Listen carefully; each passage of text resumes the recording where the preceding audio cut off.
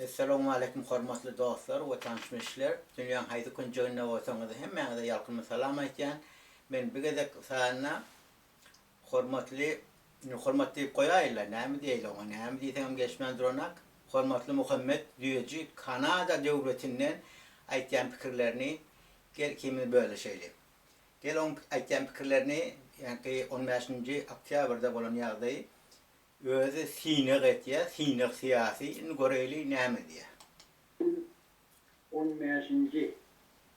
Oktyabr 2020 yıl men Muhammed Düýeci Kanada. Hormatly watandaşlar. Men şuun bir etati waka üstünde durup geçecek bolýar. Onun gelecekte bizim yerleşýär, yani Türkmenistan'ın yerleşýär regionuna ulu bir siyasi ve tarihi vaka geçiyor. Onun birinci edip şu yerindeki devletin içinde bir devletin prezidenti men halkımın kan döküp prezident bolğun gelenek deyip öz atstavkasına koyacak. Ben hadi şu haber bilen tanıştırayım, o zaman şu hakkında bir nece söz aytacağım. Sağ ol Muhammed, tanıştım. Sen aýtjak sözüňi Kırgızstanyň prezidenti, ýa ikinji prezidenti elbette. Men bilişim ýaly öz işini taşlady. Yani aýtjak men näde kanlykjak diýdi. O iki öz halkym diýdi, birini kapmagaç getiriljek diýdi. Onun sebebi näme? Senin aýtýan Kitaýdan şu raýonyny diýen Aziýada diýen. Näme üçin ýalan sözlüyor? Birincisini ýalan sözlän men sözümde tutaýyn. Ona 1979-njy ýylda Reza Şah'ın ogly Şahinşah ki sen onu gaçyp göberipdirsiň hamana sen rewolýusionermişdiň, köp işlerini bitiripdirsiň, söyleme sen arkaň bilen ýurdam düzeldi, Türkmen sehrada İranam düzeldi sen arkaň bilen. Söyleme gözlegmesin. İýdi näme boldy? İýdine kimler ýol başçylyk etdi? Kimleri hökümet el aldylar? Näli ýagdaý döretdiler? Olaram bir arasalar, bir açıklap aýtyp bererler. Dogry bir prezidenti döwleti aýyrmak, goýmak, döwlet ýolbaşçylaryny ol ýa-da konstitusiýany çalışmak, üýtgetmek, ol eýni işler o zatlar. Döwlet ýolbaşçylaryny çalışýan bolýar, konstitusiýany üýtgetip bolýar, emma amalaşmasa näme haýry bar? Ola birinji. İkincisini näme esasname bar? Näme esas bar? Haýsy ýolun barýany? Sosializm boljak bolýarmy? Ýok. Komünizm mi? Ýok. Burjuwaziýa mi? Häzirki dowleti. Kapitalizm mi? Kapitalizm ýurtny ýaşap ýok. Näil adamlar zaýlap ýöle narkotikden, arakdan, pysgowjulukdan, jinayetden. Aýtpalla o zatlaram goýun ödeni. Onda İran'da şondan beri 79-njy ýyl beri näçe gezek döwlet ýolbaşçy çalışdy. Beni Sadir'den tut. O. Ondan soň gele Ruhaniýa. Onun öňçe Rafsanjani weli, Hatimi weli, Ahmedinejad weli, Ahmedinejad diýip türlü prezidentler bolup geçdi. Yani üýtgetdiler o 4 ýyl, o 4 ýyldan soň 8 ýyl etdiler. Näme ýagdaý üýtgedi? Halkyň tarapyndan näme peýda etdiler? Näme düzeltdiler? Halkyň ýagdaýyny düzeltdilermi? İşsizlik ýagdaýyny çözdilermi? Öýsize öý berdilermi? İşsize iş berdilermi? Ýersize ýer berdilermi? Malsyza mal berdilermi? Näme üýtgetdiler? Siz haýsy ýoldan barýaňyz? Sen haýsy ýolun özüň barýaň, aýtýan şeýle çalışmaly. O çalışmak işi gynlar, çalışyp oturýarlar. Taryhda durly ýagdaýda otdur. Näme aýtyp ýörüň? Ondan aýtýan, kan dökmek ýagdaý diýen bire garşyly raýony diýen birinji gezek diýen. Näme üçin? 1924-nji ýylda, 23-nji ýylda Cüneyt Han açanna Türkmenistany terk etmeli ýagdaý boldy. Şonda Qayğız Atıbayev näme jogap berdi. Qayğız Atıbayev'a buyruq verdiler ýörüýti. Goşun meni dargatmalydylar. Emma Qayğız Atıbayev şonu etmedi. Nedirbaý aýtak şey etmedi şol işi. Senem Türkmen menen Türkmeni kawussydy. Adavraylydy goşun alyp çykyp gitdi dedi. Ýogum senem Türkmen senem goşun gyrlar menem goşun gyrlar dedi. Qayğız Atıbayev uly iş etdi. Nedirbaý aýtak uly iş etdi. Bir tarihi çeşmeleri bir sine ederli bir. Siyasi ýagdaýlary bir sine ederli bir birat aýtjak bolsaň diýjek bolsaň. Baş ýerinden çykýan kep gurruňy alny çakyryp oturmalylar. Ay sayrawatyň, aglyň maýaly. Türkmen raýatdaşlarymyz ýa watandaşlarymyz ýa ne aýtsaň watandaşyň bolýar. Sen öz watandaşlaryňa ýetişlik etip bileňak. Diňe 4 aýarlanmaşky. Ola da sen watandaşyň bolanyrdy elbetde. Endi sen ýa-da kepin gurrunlaryňa gidene gideýli, gel.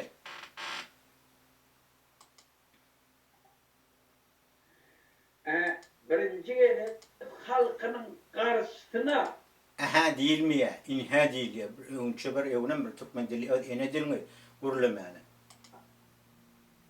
o kadar on hemme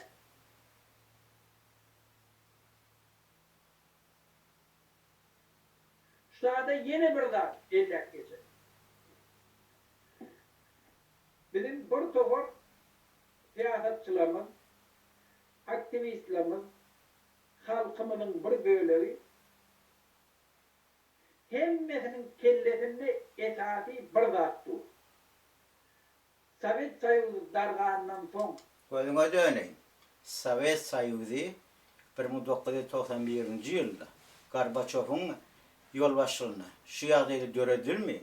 Häzir sowuk uruş gutaranak. Amerika bilen Amerika bilen, ýani NATO bilen Warşawyň arasynda. Ýani Sovet Soýuzyň döwletleriniň arasynda. Bir 19-njy asyryň başlaryny öň Sovet Soýuzy döräm bolsa, inni 1991-nji ýylda ony durly pikirler bilen, siýasetler bilen dargadylanmasa, ýani o darganak ba döwletler. Ýani dargat diýip aýtýarlar, o aýratyn gurrun. Onuň üçin gurrun etsen bolýar. Emma bile häzirim şoň garşysyna. Öňçe şo Sovet Soýuzy dargatmakdy.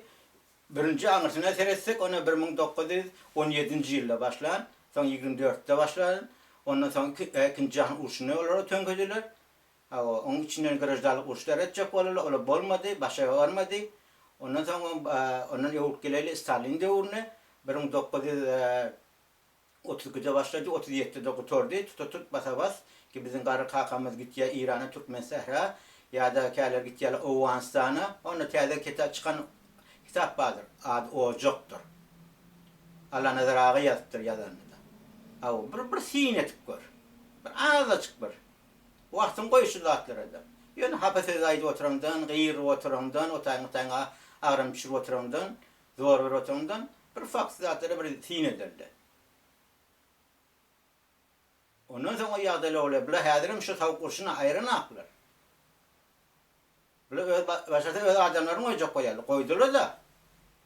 Awganistana goýmadylar. Näme bir söz aýdamak? Iraga goýmadylarmy? Öz adamlaryny. Näme üçin bir söz aýdamak? Yemene goýmadylarmy? Libiýa goýmadylarmy? Gaddafi oturan parahat ýurdun näme esasyna aýyrdylar şonu? Nefti gaz üçin, baýlyk üçin gözlük oturlar. Häzirim şu basabas al dargat ýurtlar zatlar şu hemme şu baýlyk üçin, neft gaz üçin, paxtalar üçin, döwletiň baýlap barýan üçin, döwlet öz-özüni tutjak bolýar, Aziýada şonu tutturmajak bolýarlar. Näme üçin olar arasynda bir söz aýdanlar. Aýdyňa. Doğru, Sovet Soýuzynyň döwründe ýaşan adamlar oňa SSR'in golasyny bolan, ortadan golasyny bolan, şu golasyny çykjak bolýar. Amerikan golasyny ýaşap berýär, Angliýanyň golasyny ýaşap berýär, bular da şoň golasyny çykjak bolýar. Emma gelip olara geldim, sen bosgun bolup ýazat bolup, bir käbir pikirleň näme gerek boldy. Aýdonda da bir käbir zatlar hawa meş çykýanny, özüme de wagt goýýanny, özüm problemasyny urgoýýanny, Dalçanını pulcağadan al yani. Yumuşatıp koyver sözünü. Pulsa da hiç etmezsin. O ben başta ayıttım sana. Sen neydin pul için her iş edersin dedim. Muhammed dedim. Yüzün aytyansın dedim. Görün Türkmenistan devlet başını ya başkalarının hakkında de dedim. Sen özün ayttın ha. İyiliğin dedin halkın önemine girmeli her tüs dedim. Pulcağa yasamalı dedim. Berekallah şu imanın yerine de duğum. Ama Türkmenistan halkını, Türkmen halkını, taşır yurtta yaşayıp veremez ya horluk çekemez, ona yürün ağıymasın, özüne yürün ağıymasın. Öz Türkmen sehrana yürün ağıysın. Türkmen sehrada ne ettiler şu at, ne yemeğe çoğatır? Ayıt çekmeyecek. Ve sana yarı bizim oğullarımız, kıyılarımız kaldı mı? Hem mesela an düşüncesini adını bulaştırdılar, onu kıyaldı otuyorlar. Ne açı present adamlar niyervilli. Ne açı present adam iyisizdi. Ne açı present adam öysüzdü. Ne açı present adam narkoman, narkotika yatıptır deyip. Ne açı present adam yankı silgelerini ölür dargadı. Ne açı present adamlar yeter yetmedi yağdaydan ekonomi krizisin, kıyınçılıktan durmuşlarını bulaştırıp otuyorlar. Ayda bir ağdaşık o zatları kabir inama girecek koydan bu kabirler zatları. Ya ben sana yoru diyeyim. Hey gözün ödöneydi.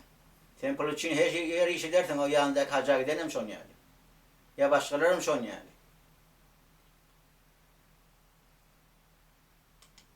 Şu Tağlar Respublikaların hemlerinde ortaya şolor taklattım, şolora tehir etmeye, şolun buyruğuyla enten dine hemmedadın önüne cevap veriyor. Başka hiç kimde dine şol cevap veriyor. Kimem şonu kolladı, kimem şun cinayetine baş koştu, onu Böyle. Sen aytyan cinayetkar diyen, hıyanetkar diyen, falanna diyen, falan filan. Gel haysi yurtta birincisine diktatörlük yok. Ya bolmanır.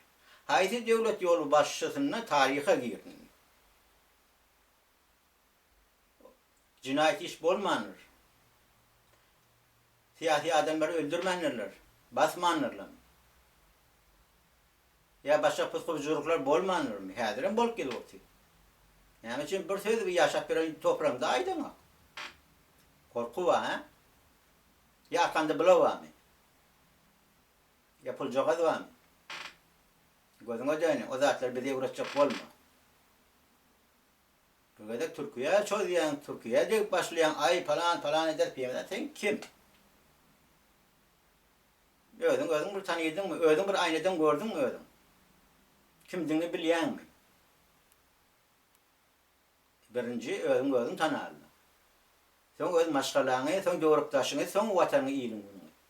Onun halkın adına bir gurulamayana, ödün bir maskara etme. Tanıyorlar ki halk biliyor ki Türkmenistan'ın içinde yaşayıp bir Neyliya'da yaşadın. Ne adamla kulaklarını kessin. Neyle vergiye battınız, Neyliya'daylar oğlunuz berik geldiniz. Ay inni berik oğlum sürüp yalnız. Ya benim kopuz kamcıdın oğullarım kam ya o devlete oraya Asiyam kam.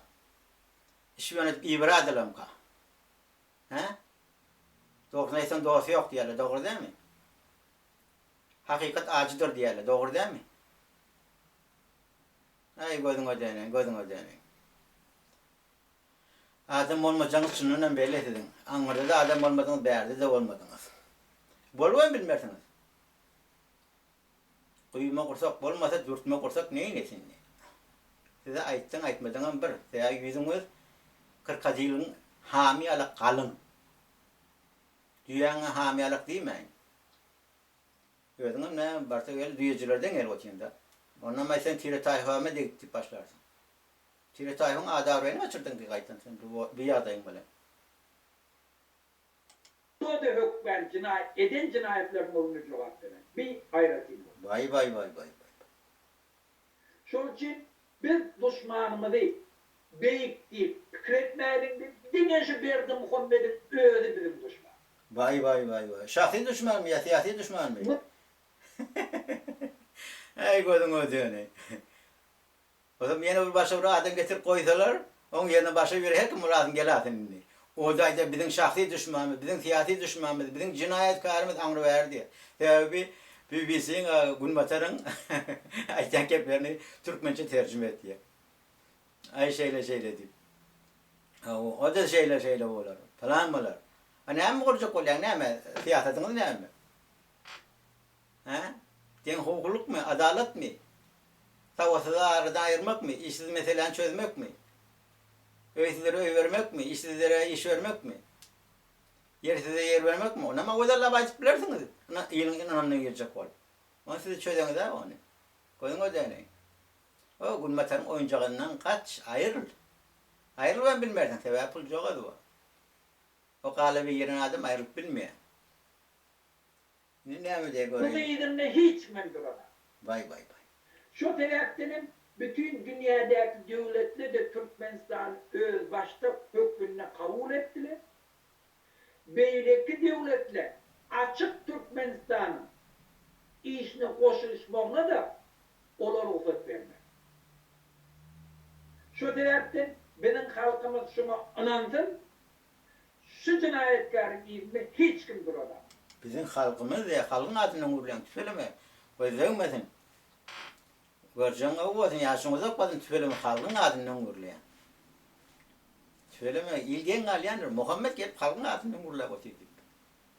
Bizim halkımız. Ey Türkmenistanlılar diye kıyır ya. Türkmenistanlılar ne mi? Hapı yerden taptın onları. Türkmen doğullamızı hiv olman. Bizim hoğasarlamızı. Yağdayında çiğniyesi. Kemçilikler vardı. İşsizlik vardı. Oğulculuk, pusulculuk vardı. Dine senin yurdun da sizin yurdunuzda değildi. Hem yurtta vardı. Gelin size başardığımda elimizden gelen kömek değildi. İşlere iş safları edildi. Taşar yurdun içinde olayım, yurdun içinde mi olayım? Okuyacaklara bizi kömek değil. Neyle okat olurdu. Neyle ortamı ve ösen yurtlara kabir ösen yurt diye sayılını. Ya bizim kabir uçkudu batan yurtlara göre bir yurtlara ösen yurt. Yani ekonomiye uçkudu vatı ona istemem. Yaralı uç olmasa da. Medeniye uçan gidiyor vatı. Görüş. Sen bir garajdarlığın yok, o tayın rayeti de. Tabi rayetin yurdun İran o halkın iyiliğin gününden arkadan tutup oturan akten. Gözün o dönü. Ne mi diyeyim ben sana? Gülkün mü tutuyor? Gülmeri alem der be. Şunu ayırmak dine benim iplerimi de var. Vay. Ey Ve maşallah. akmadan eve. Anladım. Bilen sözü şu, akmak. Çağrılarına rahmet yer oldu.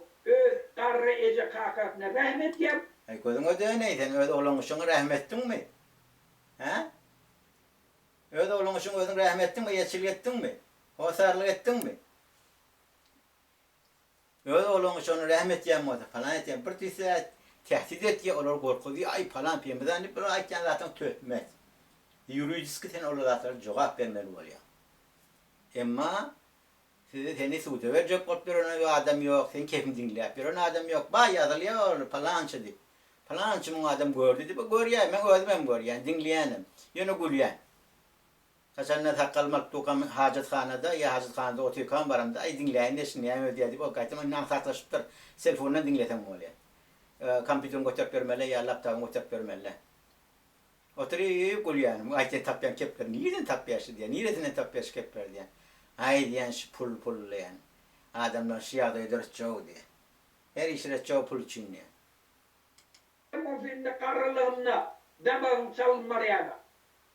Ulan ya söz vermez. Artık çoğulukları gelecekte normalde yaşayar yani. Edecek olsa şun kun taşlar da gitmez. Vay. Şunu etmede bel katlayıp bütün kardeşinin önünde cinayet etmiş. Ay ne ettin ay?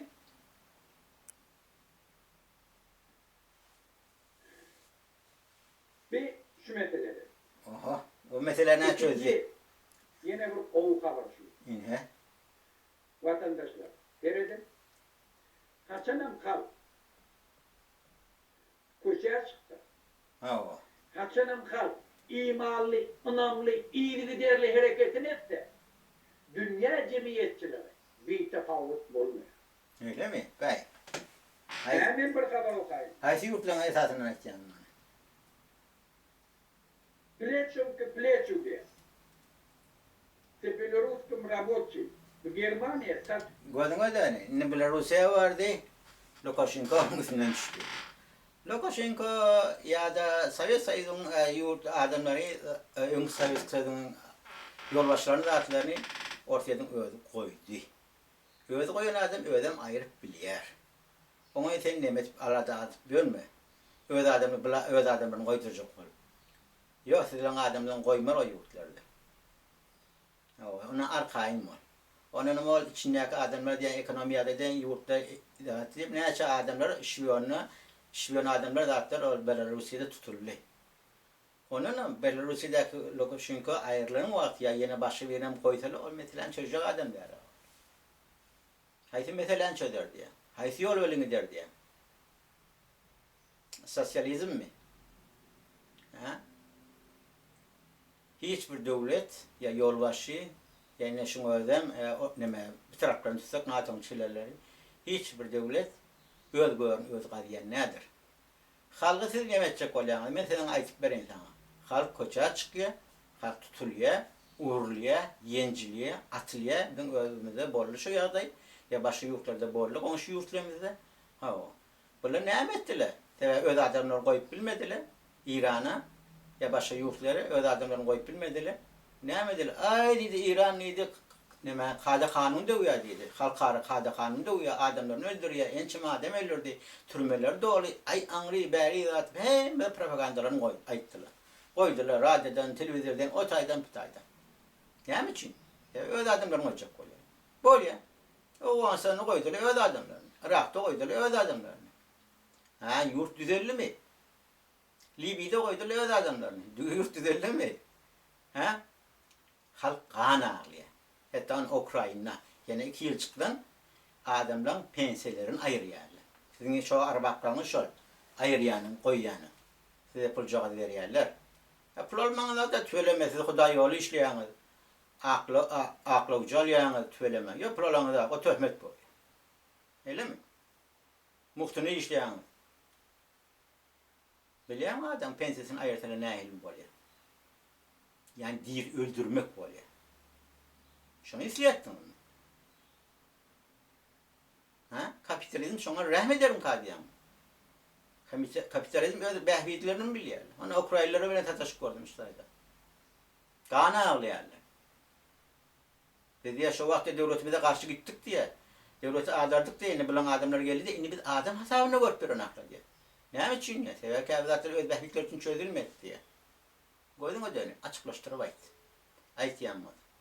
Orağın halkı, onunla ki, Saddam Hüseyin'i ayırdılar, kan döktüler, ökünü otuyorlar, ağırlayarlar. Bizim yurdumuzda ne bile çıkanak nefsimi kalmada, zarratıyla ölmede, zarratıyla hiç diye. Ekonomiyamı düzelden akla diye. Ne mi deyip diyorum? Ya Afganistan'ı şun yani, onunla ki kapma karşılığı otuyor. Öyle adamların öldürdü otuyor. Talibanları kim döretti? Daişleri kim döretti? El-Qadan kim döretti? El-Şahab'ı kim döretti? El-Ebu Bekir kim döretti? Ya siyara oraları kim döğretiyor? He? Yurdun içinde adaletsizlik bulansan mı? Yok canım. Onun arkayınca var. Koydun o döneyi. Bulacak adam ya başka adam oyuncağı bolma. Şunun için yurmadık çemçeyeler her yer burnunu sokup görmez. Değil. Dene sen aydamak. Yani da sen fikirdeşlerin ayt yani. Doğru. Kemçilik köp. Kemçilik yok de özlerim inkar eden akla. Hatta adamı alem kuruluşan akla, gödök kuruluşuyorlar. Adamı korku da stresse yaşıyorlar. Ama o çözgüt de çözgüt için palajik tarafını tutmalı. Palajik tarafını görmeli. Ne iliyada yetsek şeyle de nemezer yalak. Devlet halk için bular yalak, halk devlet için bular yalak. Medeniyet östürmeli. Östürmeni koyacağın mısın? Bir taraftan sansan oraya batıyorsunuz. Kolla batıyorsun sansa girdir ya tehrim iktisadi. O tüsü kimin gözüne giriyor? O otlayan tüsüyanın kimin gözüne giriyor? Halkın gözüne giriyor. Halk hoğlanıyor, garip halk defeleniyor. İşte adamlar defeleniyor. Şu adamlar rayacılık böyle maşgaleler orada. Yeter yetmedi yardaydı. Yer atı olsa öküzden görür diye, birek birinden görüyorlar. Sen näme pikir etýäň? Bir maşgalada ayal maşgalasyny gurýa erkek adam, yani mersalary we otady erkek salary, erkekler höküm serýär. Gahar gelişine aňyry berýär, iş agyr ýa ýeter etmedi ýagdaý bolady we ayal maşgala näme etýär? Barp ýa ene tatna etýär ýa dogallaryna etýär. Ona bir gede gaýtýar, iki gede gaýtýar. Üçüncü gede namys etýär ýa-da ene atasy işlerden gümmollaýar. Näme üçin? Dini üçüncü var, musulmançylyk var. Ne gelýän ýagdaýlar. O kime ýüzlenmeli? Yine alacı yok şu günler radi olmalı ya durmuşun pozmayacak var. Urmanı, yencilmeni, sevilmeni hem de radi mel oluyor. O meseleler çözülmeli. Kadınlara buranın yağdayda nehirli oluyor. Hiç il cevap verip bilen kadına. Oturup Hudaya yüzleniyorlar. Huday canlıya. Men işi beladan beterden, hoptan, katırdan ayrı var diye, sağı var diye eline belirlenen sadakasını veriyor. Ne hemen esasında? Sisteme gücü yetenek. Konstitusyon çalışıp bilenek. Gençlikleri mesela çözüp bilenekler. Fikretyen alimler ya yazıcılar zaten ne için ya narkotika ya da araga neşeymekte yatyan kalıyor. Kur'an'daki fikirlerini, anındaki fikirlerini öne sürüp bilenek. Onun için şirketlerin yaşayışı, durmuşu, para kaçılıkta alınıp barıya, ekonomiye ya da kabir yağdaylarını çözülüye, ona şükür ettilerler. Ben yanca yazdım. Facebook'umda koydum yani. Ekonomiye yağday, nehli yağday olan nehli oluyor. Medeni yağdayda nehli oluyor. Siyasi yağdayda olan nehli yağdaylar oluyor. Ola gözün iyiliğin nedir? İyilmeren. Muhtana yazı atayım, muhtana fikrim öyle şey. İslemeyen şey yurtta para kaçırıp koyulsun. Bu şey yağday döresin. Yeter yetmedi yağdayla çözmeli gurun et koyan hayrı yok. Her kaysi, her devletin öyle yol başı, öz prosesini geçiriyor. Ayçak olamak uğraşmıyorlar. Yok, uğraşmayan uğru var, yolu var. Churchill'den tut, Roosevelt'den tut, Stalin'den tut, onların devletler tut. Şolan başından geçiren uğurları yadan zaten kitaplarını oku. Bütün dünyada neyle revolüsyoner oluptur. Siyasi kozgulan oluptur. Neyle adamları dargaptırlar, ayırıptırlar. Neyle üçüncülü adamları ayırıptırlar, ya ayırıp böyle her onun içinde. Yurdun içinden hareket eden koyan aklar. Yurdun taşına namada taşına yak düşmanlar da hatta ulanacak palyasha behvi için. Ama siyasi oynarlar değil ya. Ekonomiye yağda oynağım gidiyor. Burşu oynağım gidiyor. Daşların Azerbaycan Ermenistan korkar. Kim oldu? Kim öcüktürdü? Ne için urş yatıran aklar? Başlasalar yarak satacaklar. Devamı kırılsın. Aziyan da olurdur o yaradı. Ben ayıplayıp geçeyim. Aydın'da bir zatları var esasını. O aydınlar fakt veren aydınlar dokumentler işlerlerle. Aydınlar medadi olma yaşlılığının bir ayet ya da incisi adam diye ortak ayağını oynar diye. Dedim tenke şoma vardı. Ortak ayağını oynava bolup tutasın yada tutasın da etken. Yöne. Adamlar ayağını oynamalı. Olan içki duygusuna ulanmalı. O karar ne etmeli? Faydalanmalı, kullanılmalı. Partiler şunu ya dörettirler. Partiler göre otin ha. Mücahitliğin halkı göre otin. Başka partiler göre otin. Düğün halkının adına Marksizm'den izinden arkasında duruyanmasa bulmasa yolu otirler. Yani oyuncaklar. Ne için? İlin olguyu da öyle önüne. İlin olguyu da daylanıyor. İlin durmuşu daylanıyor. Burada tavavat yok. Kaçtan bile şurada peydalanıyorlar. Birleşen Halkları kuramadı. O Goryan cinayetlerin bütün dünyada oyunca, birini yurtlu oyunca oturup gülüyorlar. Ne için? Bir öldükleri otan yurdun baylıklarına. Diye öldüğünü orada samsız taflar diye öldüğünü orada adam tafar sev koyar, sev öldüğünü gerekli adamı alıp oturur sev. Bir şey diye motivler. Yani. Gözün ödeyeni. 60 yaşa geliyor. 60 yaşa. 60 tane sinek yok kellendi. Men şoň üçin size düşmançylygym ýok, şahsyem siýasiyem. Yani ýürek bilen gara sinek dik koydum da. Näme diýmem baş? Ajap kalaňyz bolmar. Näme üçin? Öz şahsy behbidiniz üçin hereket etýäňiz. Täbi gaharly, gazaply, araljak bolýaňyz. Neger dünýäniň içindäki türmelerde näme bolup geçerleri bizden habarymyz ýokmy? Dünya siyaside medeni ýagdaý denen şonu ýaly.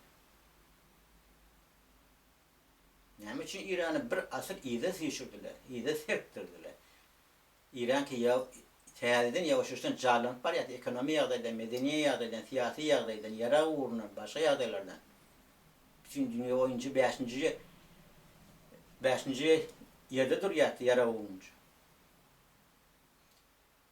Näet gelip targatdylar 79-njy ýylda. Bir açyklaşdyrarlar. Siziň bilýän niýetden oýnaňyz. İçindäki yetişen kadrlary, ýaşoglary ki şu wagtky watan ýylyň gününi söýýär, watany ýaşap ýörler. Bilýän näme siýasatdy oýnaýanyňyzy oturup gülýärler. Bilen diýe gelip bize oynajak bolýar. Arada dinläp otyryn.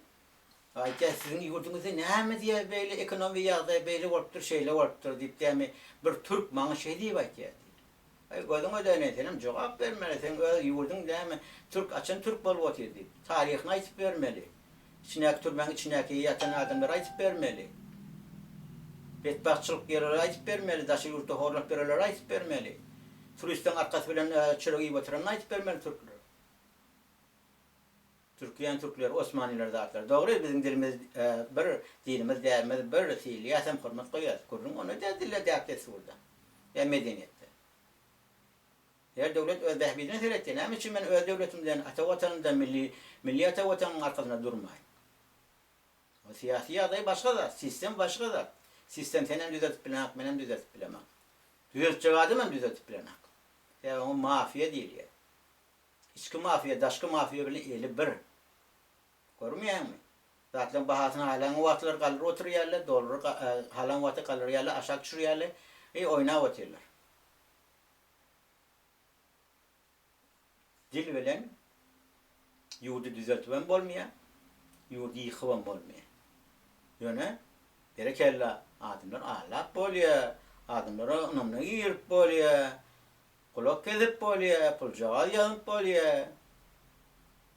1900 men taryhy aýtyp bereyim, bir taryhyň içine gireýin. 1925-nji ýylda Hitler öz radiosyny döretýär. Soýda garşy, başga ýurtlara garşy. 25'te hava, 30'da 30'da öz goşuny döretýär. 39'da o da goşuny Sovet Soýuzyna garşy ulanýar. 45-nji ýylda gargaýa näme Hitlerin goşuny. Amerika bilen ortadan arkasy bilen. Ondan soň bu şol sistemany ýörtýärler, radioçylygy ýörtýärler. Näme köpelipdir, YouTubeçylar köpelipdir, radioçylar köpelipdir. Akıllı urlaýarlar, seýanaklar köpelipdir. Ya ýyldy ýogunçyk bilen oýnaýarlar. Beýtmän bir parakat ýurdy. Arasy ýaşap gören ýurdy. Inni ýörjen bolup ýa biziň o İran şan wagty ýalap. Bundan 45 min nodal ýalak, 50 min nodal ýalak, ýani ýarym asyr diýeli, iki nesil bolýar. O döwri ýawaş-ýawaşdan biz Sovet Soýuzynyň ýurtlary geçip otyrlar. Yani Kırgızistan, sen aýtýan Kırgızistan işler ekonomiýaly başy bir gelsin görsün, goýsulda. Eger bilen adamlary goýsulda, onda hemme zat gulaly bolar siziň aýtýyňyza görä. Hemme zat bäh bar. Eger öz adam bir goýsulda, ay onda diýerler saýlawda diýerler, yalan boldy, ogurluk boldy diýerler, ala boldy diýerler, falan boldy diýip pimeden boldy diýerler. Öz saýlawlaryna da bolup otyrna da aktary görüp otyr. Kim saýlapdyr bular? Hey, gözüme döneň. Ay näme diýim? Türkiye Lufthansa atkazalı 10 samolyotyna hyzmat etmekdi, servis vermekdi. O 10 samolyotyna hyzmat etmezse, servis vermezse kim aýtýar şonu? NATO'nun agzalary aýtýar. Soýuzyň agzalary aýdanak. Çünkü Respublikalar aydanak. Doğru değil mi? Öyle adamcıkları aydanak. Sizin adamlarına ait ya. O tarafına mı ait? Ben bir vakit o adakadiyatını zerif neler o attı, işleyetti. O ağzına gelenini aydı oturuyattı. Nehadır yavşan anne kurban paydı, anı verdi. Onu geçti. Çemçan sapı. O anı verdi atır, aydı oti, faksız anı verdi zaten. Ay gidecek zaten ul oluşturup. Ne hemen etasını. Doğru sen yurttan çıktın. Yurda geldin. Radide işleyen. Ama kime kulluk et ya? Belirlen aylığından pulu mu? Ya imanına mı? Ya da ata vatanına mı? İlme uyuna mı? Yok. Bir sistem fikir etken o sistemden kavun kaldı ya, kapitalizm. Adamdan sıkıp suğuna yerler. Doğru, sırahvaniye var, mesine, muht, ya yan anrıver, yenilikler var, içinde yok diyecek, onun yüzünü yiyecek. Ama nalog alıyorlar. Aliyan naloglarını biliyor mu ne çalıyorlar? Her adamdan, her iyi alanda, her radyodan da televizyonda. Ama bir gençlerim Türkmenistan'dan şu nalog almak yok. Yok diyelim, yani Suudi anrıverdi attın, yani bahadır başka yada yankı. Doğru aliyala toğun gadın pulunu dadın. Şunu da adamlardan ödü taklanıp bilmediler. Toğu gadı dini dadın muhtedenler. Kaytan araya yapıştılar. Başka zatları yapıştılar. Cahil dilinden cahil dinle. İkinci ayala dilen şıkollular. Üçüncü ayala dilen şıkollular. Ne hemen yetir ya bir. Kıynansa medeniyetin her bir ançıncamız pesini yetiriyor. Niştade de sosyal kömek ediyor. Adımları kömek ediyorlar. Adımlar ne ediyorlar? Her kim mekâ yağdılara demi öz inatatına doğan kardeşine kömek ediyorlar. Ya da öz günahıyla ya da olsa da narkotiğe yatıptırlar, ya arağa yatıptırlar, ara khor varıptırlar. Hemen yetiriyor abi. Yapıp cemiyet yetiriyor. Cemiyet yapıp işçili çıkıp bile naklar. Yağda yok çıkar yani. Yeter yetmez. Görenek dünya arayışları, dünya arayışı dar. Yaşayış durmuş şımka deyip kiretiyor. Ona ne mi oluyor? Kirletini vuruyor, değerler başlıyor. Adını koçu da getiren değerler. Öysüller. Ya narkoman olurlar. Ya başka işe tüpürürler. Sen kapitalizmi övecek bolma. Kapitalizm adam kanemini öyle parlamenta ettim ama başka yerde de çıkışlarımda ettim. Ne için aytken? Sebep ben camiden doyon. Sebep gördüm ben ne edeyim. Türkiye'nin yaşayışını durmuşuna gidecek mi? Ya Ortadoğu'nun kiyin mi? Ya Bıtay'ın kiyin mi? Ya Amerikan kiyin mi? Günü adamları yatağı yok, rahat yaşap bile naklar. Ama Türkmenistan'ı arkayın yat yerler, arkayın tur yerler, arkayın iyi yerler, arkayın kişi yerler. Taban tuvancısını şükür et yerler. Hudaya şükür değil. Önkü yaşlıları ben oturuş yattım, yaşlı yani ulu adamları, yaşlı ne açı yaş bizden ulu. Oturumu da çaydan sonra, nahardan sonra doğa et yerler, asmanımı arası olsun diye. Nereden geliptir? Ya ikinci Cihan Urşu'ndan kakası, gece korku çıktı, şumat asmanımız arası olsun, uç olmasın diye. Hazırki yağdaydı, yaşlar ne mi diyorlar? Çay çırak iyi yerler, nahar iyi yerler, Hudaya şükür diyor. Parakatçılık olsun yurdumda diye. Parakatçılık görü otuyla komşu yurtlarına ne mi geçip otuyor? Taşa gitmeli Afganistan'a. Ya Kuşku Serhedin'le. Ya Tacikistan'la. Onu Tacikistan'a rahim neme aman neme diyor? Rahman Ali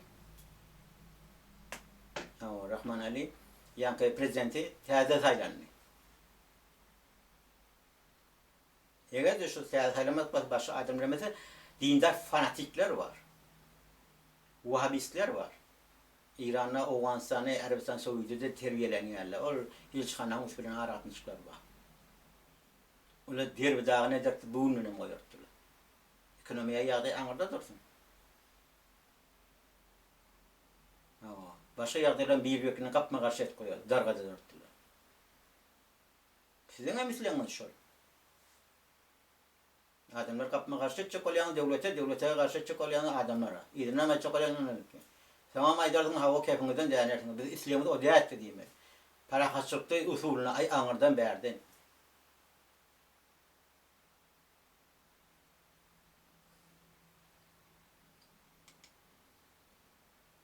Görün adamla teredin. Şunun için Sınıf bilen ama ihtiyar. 24 yılda hizmet edip geliyor şola. Yedi gözünden. Şunu bilmeyer de Lukashenko diktatörlüğü. Lukashenko öyle ait ya ben Avrupa'dayım. Fonku diktatör değil. Şunun için hem ekspiyam diktatör. Öyle mi biliyor? Yöne halk hareket etmeden hiç kim hiç de bilmiyor. Ne kadar ödene. Şu tarafta halk köçe çıktı, öyle iyili giderli çıktı. Vay. 9 hepteler çıktılar. Dünya anandırdılar. Nemisler aeroporttaki işleyen Lufthansa kampanyan sendikatlarını anandırdılar ki inni halk sonundan deyince oluyor. Vay. Neymişler kime bağlı? He? Nata bağlılar da kadın ödene. Neymişler devletin böyle düzeltip bildi mi? Ekonomiyada düzü mü? Faşistler aradan ayırıp bildi mi? Nazist aradan ayırıp bildi mi? Nazizm ötede yok kimse bu. Ona ne yaştan Türk mellemede o vurtlara gençlere davet ettiler. Hem için Türklere emeği gelmiştik. Türk halkları şutayda değil. Türkiye'nin halkı şutaydan adam ottami caylar kurup ikinci an hoşuna adam olurlar. Ola hadi nazist bağır orada. Ya içindeki baran dindarlar Suriye'den ya Otay'dan fanatikler de atlar. Ne için ne? Öyle yurtlarına karşı olmayalım mı? Ya peydalanmayalım özbeklikler için. Ne atam çileni? Bakın o dönü. Aydan da